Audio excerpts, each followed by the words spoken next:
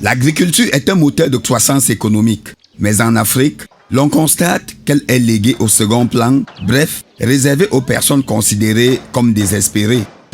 L'agropasteur est un businessman. Il est important aujourd'hui de comprendre que l'agriculture n'est pas un refuge de désespérés, c'est un refuge pour des gens qui veulent faire du business. Malgré la problématique de financement qui se pose, il est aujourd'hui question de montrer qu'il est important d'investir dans l'agriculture. D'où la tenue du Forum régional sur la finance agricole de Yaoundé, lequel a permis un échange d'expériences.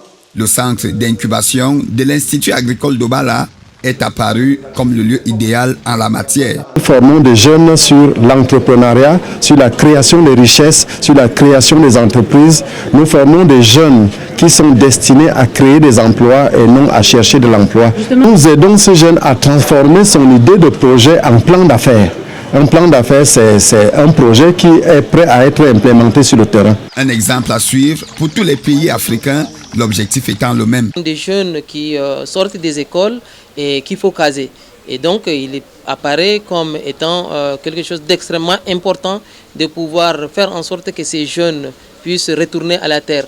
On a des similitudes assez importantes et qu'on a aussi des adaptations à faire par rapport au contexte du Cameroun qui est différent du contexte du Tchad.